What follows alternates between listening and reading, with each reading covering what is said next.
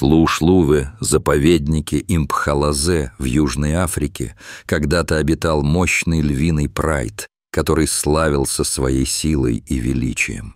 Этот прайд был известен своей способностью выживать в суровых условиях дикой природы и рождал множество львят, каждый из которых имел потенциал стать великим хищником.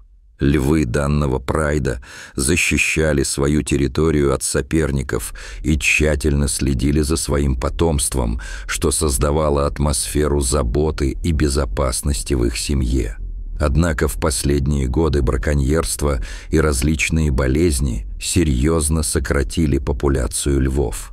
Это было тяжелое время для многих видов, существовавших вокруг, и даже для тех, кто защищал свою домашнюю территорию. Все это в конечном итоге привело к тому, что прайд оказался на грани исчезновения. В результате в заповеднике осталась только одна молодая самка – Нала, которая теперь жила одна, без своих сородичей и привычной поддержки. Хотя она все еще полна духа и силы, ее будущее кажется полным неопределенности.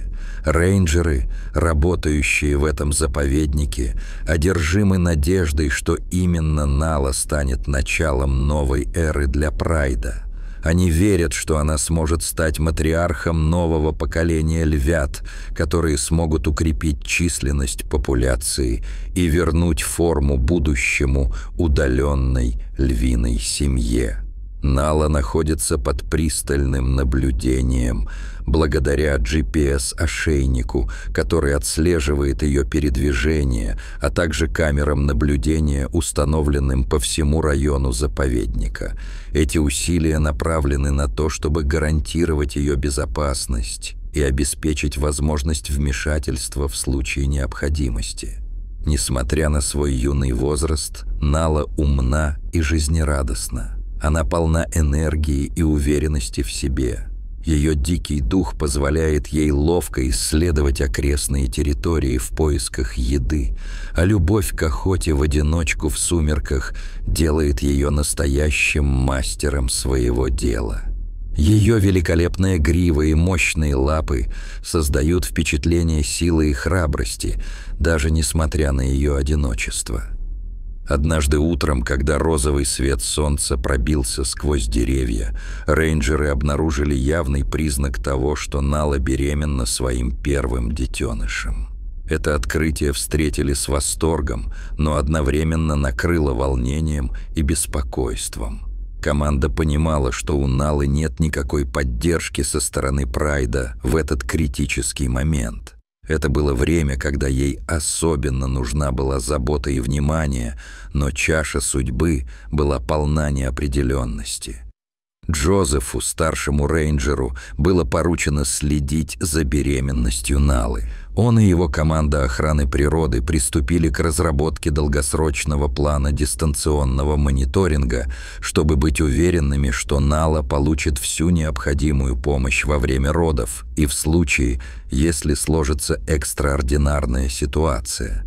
После первых 4 месяцев Нала стала вялой и часто неподвижно лежала в густой траве, как будто чувствовала непреклонное бремя своих родов. Ее активный и уверенный характер уступил место беспокойству и усталости, и ее внутренние ощущения теперь отражали напряжение из-за надвигающихся родов.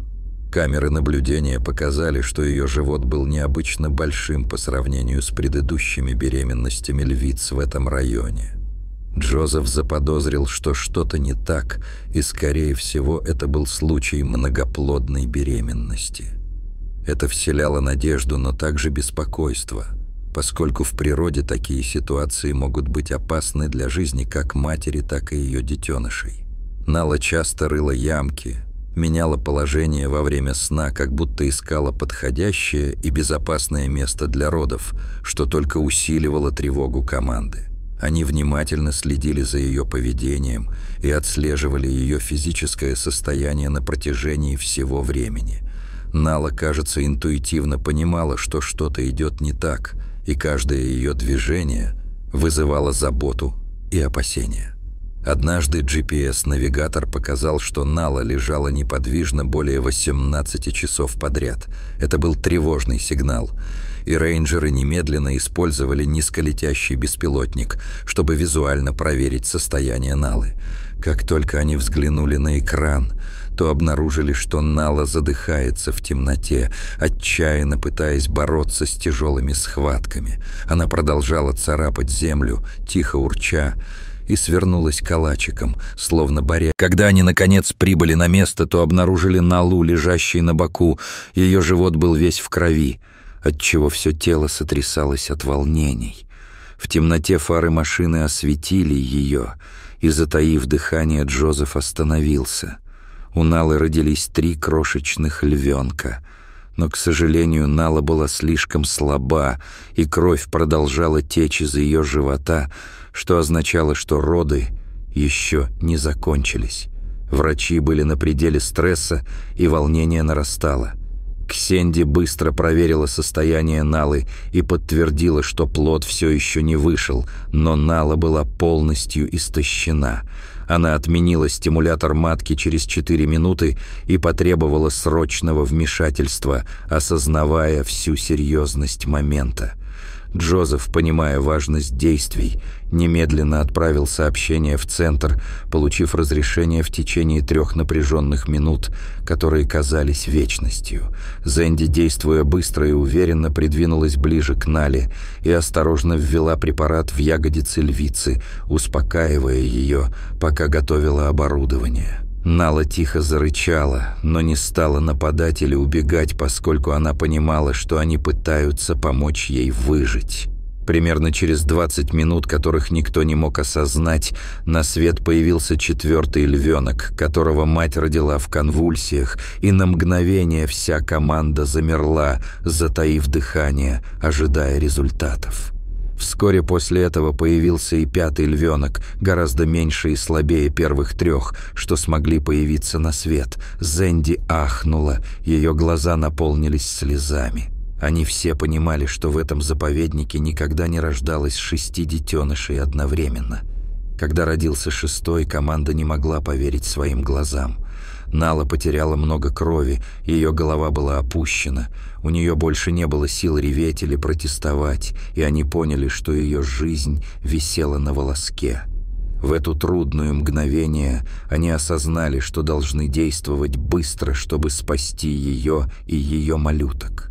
Один из 6 детенышей лежал неподвижно, не дыша, и его живот у него был плоским. В сердце Джозефа возникло смятение и неопределенность, но он, не теряя надежды, наклонился и обнял крошечного львенка. Его глаза сияли решимостью помочь.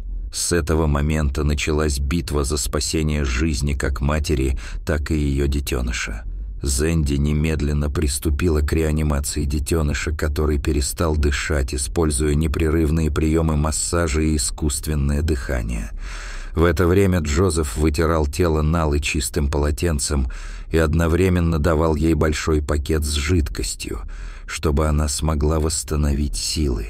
Это была критическая и трогательная сцена, так как вся их работа и усилия зависели от того, сможет ли зверь выжить. Прошла минута, показавшаяся столетием для всех. Затем львенок слегка пошевелился и выдохнул. Все присутствующие одновременно вздохнули с облегчением, но не могли остановиться и радоваться, поскольку Нала все еще была без сознания. Зенди ввела ей 2-ю реанимационную дозу, проверила пульс и обернула живот теплым полотенцем, чтобы дать ей немного комфорта и поддержать ее в этом тяжелом процессе. Тем временем 2 из 6 львят проявляли явные признаки слабости и не могли доползти до материнской груди, что создавало дополнительный стресс для команды. Понимая, что ситуация требует срочных действий, Зенди решила отвезти 2 самых слабых детенышей в центр неотложной помощи, чтобы они получили дополнительную поддержку в этот критический момент. Джозеф, понимая важность каждого движения, завернул их в старые полотенца Налы, чтобы сохранить их знакомый запах, и поместил их в специальную клетку с термоподушкой. Оставшихся 4 поместили рядом с телом их матери, которая постепенно согревалась. Это создало надежду, что Нала сможет восстановить баланс, пока ее детеныши пытались найти путь к ее теплоте. Небо становилось все светлее, дождь прекратился, и первые лучи солнца упали на траву, где лежала Нала, добавляя сюда родной и уютный актив. Обостренные чувства команды постепенно смягчались под влиянием живительной энергии солнца. Нала, наконец, тихо застонала, постепенно открыла глаза и огляделась, словно в поисках своих детенышей, которые, как она понимала, покинули ее. Она нежно лизнула одного из них, лежащего рядом с ней, издав глубокий нежный рык, жест, который говорил о любви и привязанности. Команда затаила дыхание, надеясь, что этот момент воссоединения принесет больше силы Нале. Вся команда тихо удалилась, не производя шума, и стараясь не беспокоить Налу, чтобы она могла отдохнуть и сосредоточиться на восстановлении своих сил. Вертолет МЧС доставил 2 львят на спасательную станцию, расположенную в 30 километрах от заповедника, где их ожидали специалисты, готовые оказать всю необходимую помощь. Рождение первых 6 львят в истории заповедника благодаря Нале позволило преодолеть кризис экосистемы, восстановив надежду среди местного населения и сотрудников заповедника. На 3-й день камера показала, что Нала самостоятельно встала и медленно прогуливается по окрестностям, проверяя новые среды обитания. Она продолжала тихо звать, как будто звала своих пропавших львят, которые так и не вернулись к ней.